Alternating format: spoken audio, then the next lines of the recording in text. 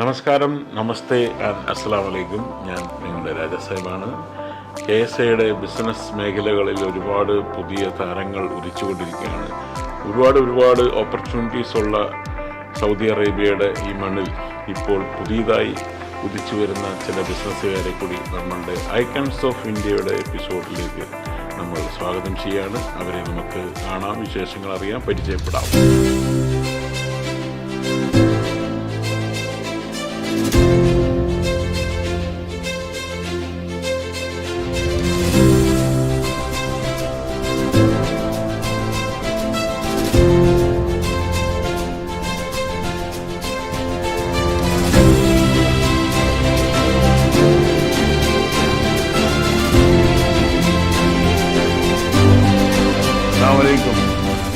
എന്തെല്ലാം ഉണ്ട്?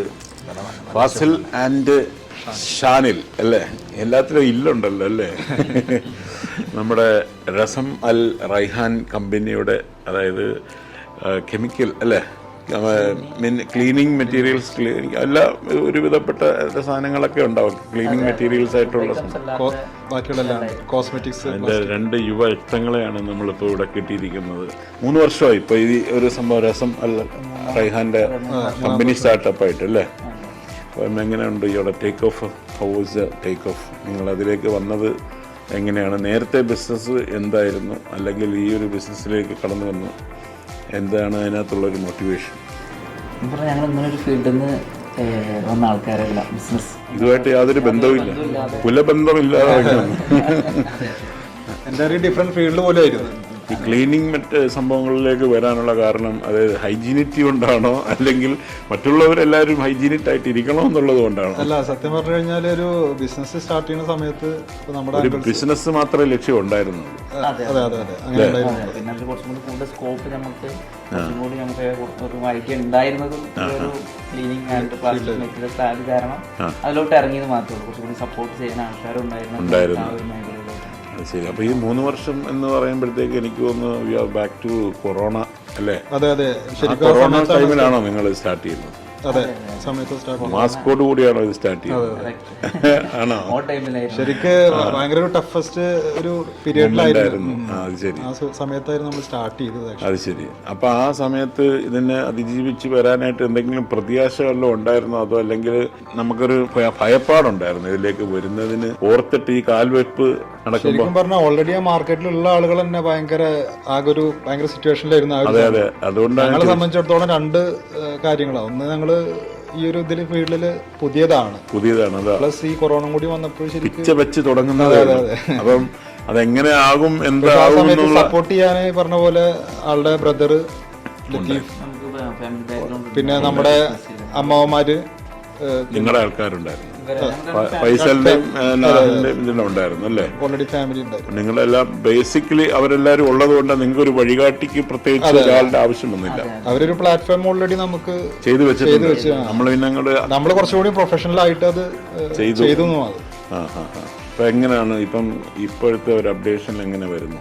കറന്റ് നമ്മളിപ്പോൾ 3 വർഷമായിട്ട് ഒരു ഷോർട്ട് ടൈമിൽ തന്നെ ഞങ്ങൾ 3ാമത്തെ ബ്രാഞ്ച് ഓപ്പൺ ചെയ്യാൻ പോവാണ്. ഡിഫറെന്റ് ഫീൽഡിലാണ് നമ്മൾ.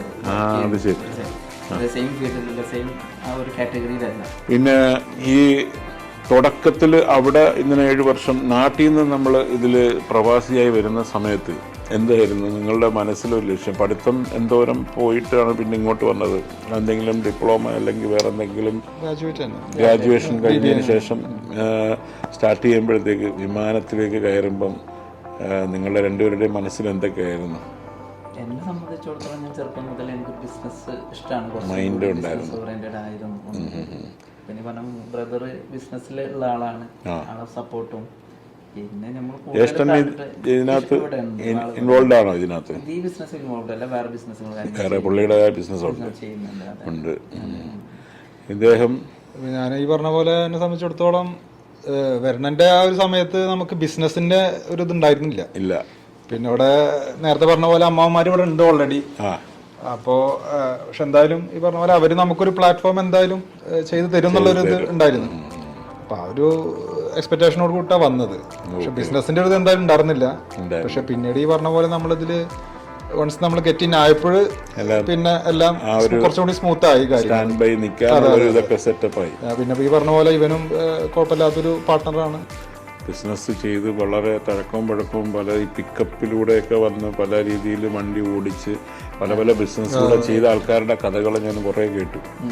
കാര്യം ഒരുപാട് കഷ്ടപ്പാടുകളിൽ നിന്നും വന്നേക്കുന്ന ആൾക്കാരുടെ 8, 10, 15 വർഷമൊക്കെ ഒരുപാട് സ്ട്രഗിൾ ചെയ്തതിന് ശേഷം ഡ്രൈവറായിട്ട് വന്ന ആൾക്കാർ വരെ വലിയ വലിയ കമ്പനികളുടെ ഓണറായിട്ട് വന്നേക്കുന്നു ഈ മണ്ണിൽ. അതുപോലെ ഒരുപാട് പേരുടെ കഥകൾ നമുക്ക് കേൾക്കാൻ സാധിക്കും. അപ്പോൾ അവരുടെ കുറിച്ചൊക്കെ ആ വഴികളിലൂടെ നമുക്ക് എന്താണ് പുതിയ ആൾക്കാരിലൂടെ നിങ്ങൾക്ക് വന്നപ്പോഴത്തേക്ക് തോന്നുന്ന ഒരു എന്താണ് നിങ്ങളുടെ ഒരു എക്സ്പീരിയൻസിൽ എന്തായിരിക്കണം അല്ലെങ്കിൽ എങ്ങനെ ആയിരിക്കണം എന്നുള്ളതിനെ കുറിച്ചുള്ളൊരു സംബന്ധിച്ചിടത്തോളം ഞങ്ങൾക്ക് രണ്ടുപേർക്കും വഴി കാട്ടാൻ ഉണ്ട്. കൂടുതൽ റിസ്ക് ഉണ്ടായിരുന്നില്ല.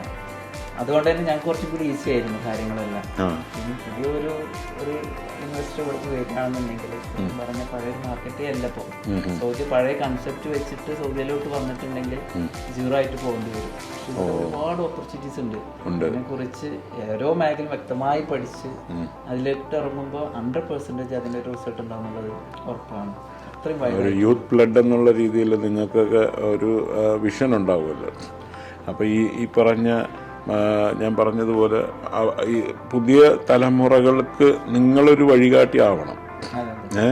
പുതിയ ജനറേഷൻ വരുന്നവർക്ക് ഈ നിങ്ങളെപ്പോലെ തന്നെ പുതിയതായിട്ട് ആൾക്കാർ വരും. അത് വിദ്യാഭ്യാസം അതിനെക്കുറിച്ച് MBA ഒക്കെ എടുത്ത് ബിസിനസ്സിൻ്റെ പല കാര്യങ്ങൾ പഠിച്ചുള്ളവർക്ക് നിങ്ങളെപ്പോലുള്ള ഒരു മോട്ടിവേഷനും കൂടിയാണ് ചെറുപ്പക്കാരായിട്ടുള്ളവർക്ക്. മക്കളെക്കുറിച്ച്, ഭാര്യയെക്കുറിച്ച്? 2 പിള്ളേരാണ്, 2 കുട്ടികളാണ്, 2 മക്കൾ. വൈഫിൻ്റെ പേര് നബീല. നിങ്ങൾ ഒപ്പമുണ്ടോ അല്ലെങ്കിൽ നാട്ടിലാണോ? അല്ല, ഇപ്പം നാട്ടിലാണ്. എന്തെങ്കിലും ജോലി വല്ലതും ഉണ്ടോ? PSCക്ക് ലിസ്റ്റിൽ വന്നിട്ടുണ്ട്. പിന്നെ അങ്ങനെ താല്പര്യം ഉണ്ടോ അവർക്ക്? അങ്ങനെ പഠിച്ചിരുന്നു, PG ചെയ്തിരുന്നു. ജോലി കിട്ടുകയാണെങ്കിൽ പിന്നെ ഇങ്ങോട്ട് കൊണ്ടുപോകും. നിങ്ങളവിടെ ബിസിനസ്സിന്റെ കാര്യങ്ങൾ നോക്കാൻ ചിലരങ്ങനെ ചിലപ്പം നമ്മളെ സഹായിക്കാനായിട്ട് ഒരാളെ അങ്ങനെ ഉണ്ടോ പ്ലാൻ? ഇല്ല, അങ്ങനെയല്ല. പിന്നെ അവിടെ എന്തെങ്കിലും ജോലിക്ക് ട്രൈ ചെയ്യുന്നുണ്ട്. വൈഫിന്റെ പേര് നബീല. മക്കളുടെ ഒരു ആൺകുട്ടിയും ഒരു പെൺകുട്ടിയും.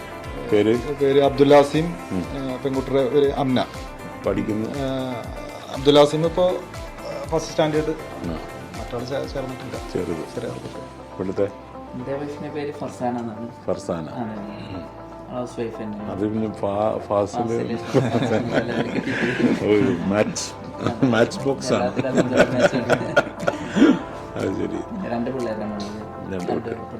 വൈഫിന്റെ പേര് ഇങ്ങനെ ഫർസാന. അങ്ങനെ 2 പുതുമുഖങ്ങൾ കൂടി വന്നിരിക്കുകയാണ്. പുതുമുഖങ്ങളല്ല, ഇവര് പഴയ മുഖങ്ങളാണ്. ഇവിടെ നേരത്തെ വന്ന് കൂടിയിട്ടുള്ള ആളുകൾ. നിങ്ങളോടൊപ്പം കൂടി നിങ്ങൾ ഒരുമിച്ച് കൂടി എത്ര നാളായി? ഏകദേശം ഒരു 6-7 വർഷമായിട്ട് അറിയാം. ഇക്കായി നിങ്ങൾ തമ്മിലുള്ള എന്താണ് അതിനകത്ത് പാർട്ടി? ഡയറക്റ്റ് പരിചയം ഉണ്ടായിരുന്നില്ല. ദിവസമായിട്ടുള്ള പാർട്ണർഷിപ്പും കാര്യങ്ങളും ബിസിനസ്സാണ് അവർക്ക്. പിന്നെ ഇതിലേക്ക് വന്നതിന് ശേഷം ഈ 3 വർഷമായിട്ട് കൂടെ ഉണ്ട്. പിന്നെ ഇദ്ദേഹത്തിൻ്റെ ഞങ്ങൾ വർഷങ്ങൾക്ക് മുമ്പ് അദ്ദേഹത്തിൻ്റെ കളിക്കവിള ഞാനിങ്ങനെ പാസ് ചെയ്ത് ഷൂട്ടിങ്ങിന് പോയപ്പോഴത്തേക്ക് അദ്ദേഹത്തിന് ഒരു ഹൈപ്പർ മാർക്കറ്റിൽ വെച്ച് കാണുകയും അവിടെ വെച്ച് ഞങ്ങൾ ഫോട്ടോ എടുത്ത ഫോട്ടോ എനിക്ക് അയച്ചു തരാമെന്ന് പറഞ്ഞിട്ടുണ്ട്.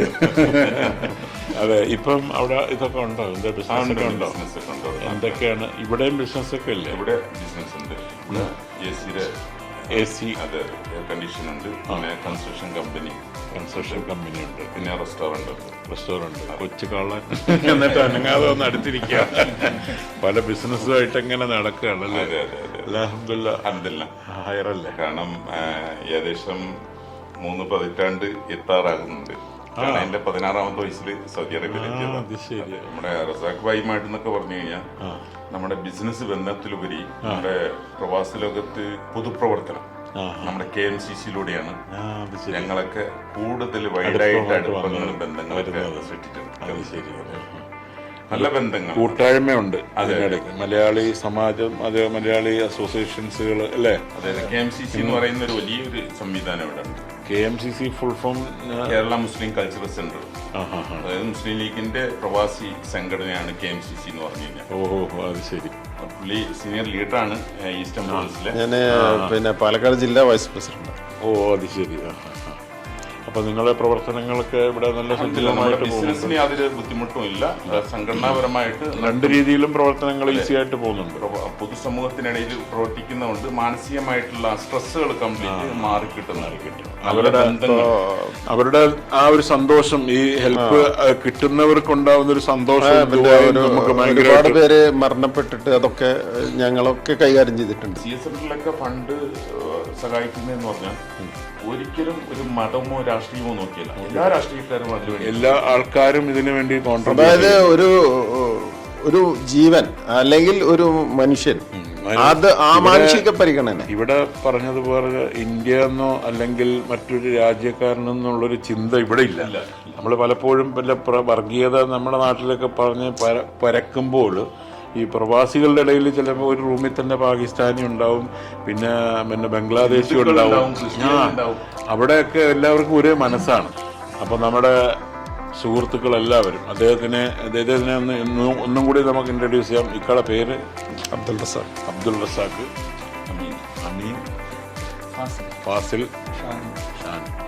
ഇത്രയും പേര് നമുക്ക് ഇവിടെ KMCCയും അതുപോലെ തന്നെ പല ബിസിനസ് മേഖലകളിൽ കുതിച്ചുചാട്ടക്കാരായിട്ടുള്ള യുവ രക്തങ്ങളും അതുപോലെ അവരുടെ സ്വന്തക്കാർ ബന്ധുക്കളും ഒക്കെ ചേർന്ന് സുഹൃത്ത് ബന്ധങ്ങളോടുകൂടി പുതിയ ഇന്നോവേറ്റീവായിട്ട് പല ബിസിനസ്സുകളും അവർ സ്റ്റാർട്ട് ചെയ്തിരിക്കുകയാണ്. അവരുടെ മുന്നോട്ടുള്ള പ്രയാണം എല്ലാം ഗംഭീരമാവട്ടെ എന്ന് ഞാൻ പ്രാർത്ഥിക്കുന്നു, ദുആ ചെയ്യുന്നു. എല്ലാവിധ ആശംസകളും നേരുന്നു. ഐക്കൺസ് ഓഫ് ഇന്ത്യ ഇവിടെ നമ്മൾ പൂർണ്ണമാവുകയാണ്.